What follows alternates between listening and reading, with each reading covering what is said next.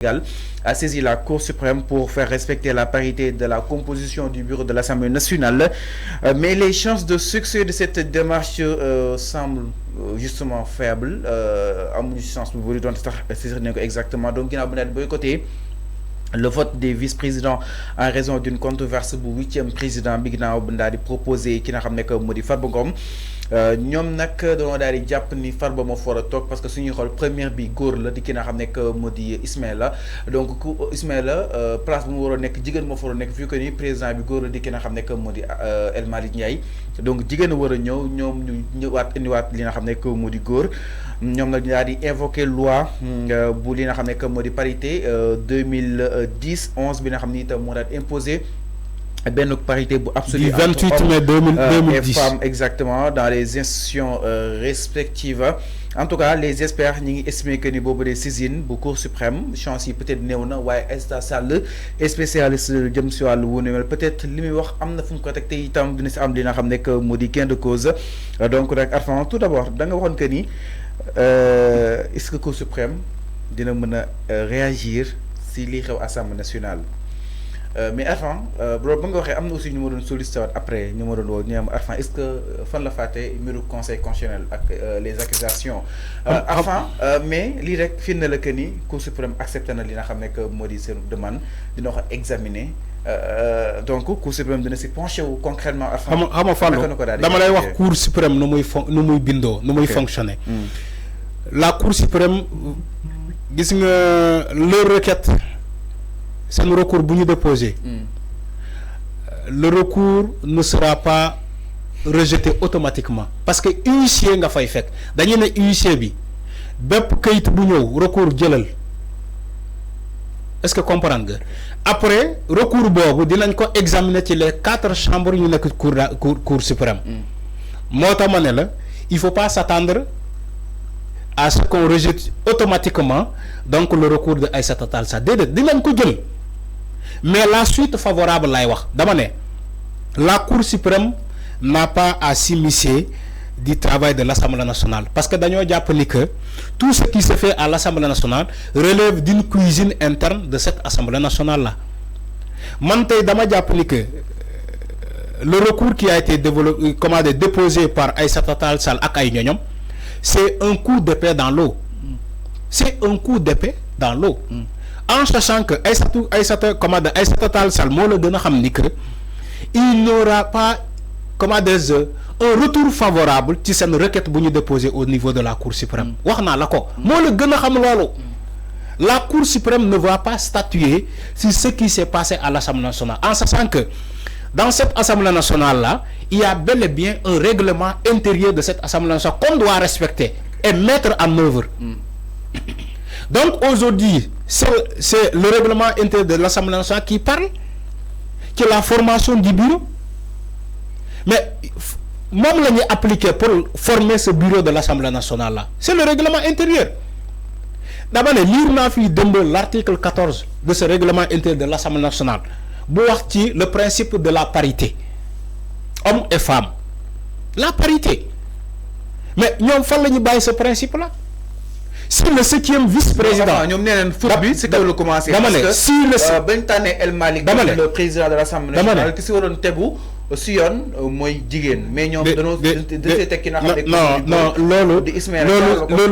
loolu c'est pas forcé dama lire les textes de l'Assemblée nationale c'est pas une exigence c'est pas catégorique parfois on te dit même on commence pas à compter à partir du premier président.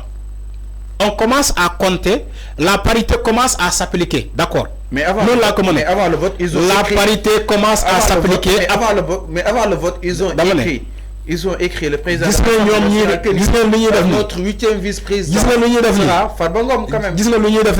Ils l'ont fait en 2012, en 2022. Ñoom Aïssata Tall Sall là, ils ont fait waa Benno Bokk Yaakaar avait fait la même chose intact. Ni que ñoom ils vont prendre les 4 premiers postes. Mais avant il faut admettre tamit avant le vote. Dama ne mais avant le vote di am ñoom nee neen ils ont écrit ki nga xam ne que moo di le président que ni ñun suñu 8e vice-président góor lay nekk bàyyi leen si xel ñoom nag ñoo si bàyyiwul xel te Aïssata Sall nee na. loolu ils l'ont reçu. xama yow bay bind di alerter. à ce que la loi ou bien le règlement intérieur dit c'est pas la même chose yow mën ngaa bind le président de la République de l'Assemblée nationale ci say bëgg-bëgg yow mën ngaa bind ci say bëgg-bëgg mais moom buy jëf du jëf ci say bëgg-bëgg day jëf ci le règlement intérieur de l'Assemblée nationale wala les textes. Le président de l'Assemblée nationale doit appliquer les textes de l'Assemblée nationale. Il faut qu'on l'accepte. Fallo. Il faut qu'on l'accepte. On a appliqué les textes de l'Assemblée nationale. Le 8e vice-président ne peut pas être un homme. Il faut impérativement une femme. Parce que le principe de la parité homme et femme ne dit pas que si le 5e vice-président est homme, forcément, le 8e vice-président sera homme.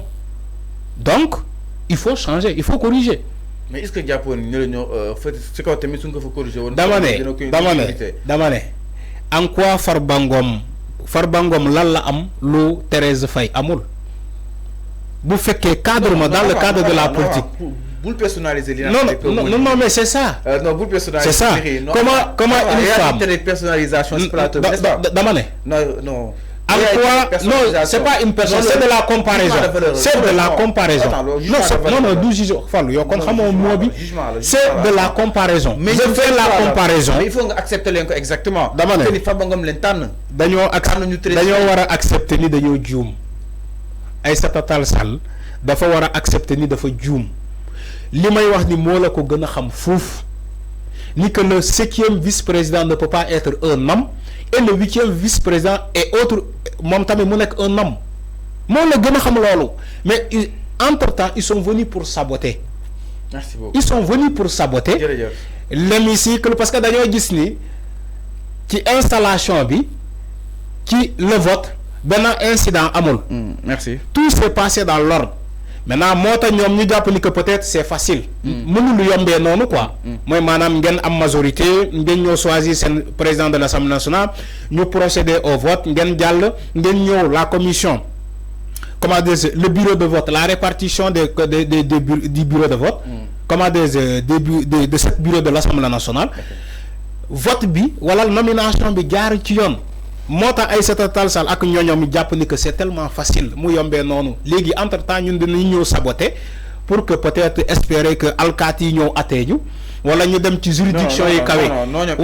elle a insisté même juridiction yi kawe yi ñoo leen mën a départager moom loolu la doon c'est le but recherché. le but recherché de Aïssata Tall Sall mooy maanaam ruubee pour ñu yóbbu affaire bi ci juridiction yu kawe yi c'est ce qu'elle a dit d'ailleurs elle a dit. Aïb Daffé, elle a dit à Aïb, li ngay wax ni amul ñun on sait que ki war a wax ci mbir mi mooy maanaam juridiction yi kawe yi on va vers d'autres juridictions mooy maanaam la Cour suprême le Conseil constitutionnel ak yeneen en sachant que ni le Conseil constitutionnel ni la Cour suprême ne va s'immiscer du travail de l'Assemblée nationale. Mais elle a réagi en tant que spécialiste. Non, spécialiste vous manipuler rek. Ça n'est tout pour aujourd'hui. Chaque jour ñoom ñooy taxaw dina séparation des pouvoirs. ñoom ñooy taxaw dina séparation des pouvoirs. Donc il faut que ñu xam ni que lu ñuy def nii. mënoon na ñàkk.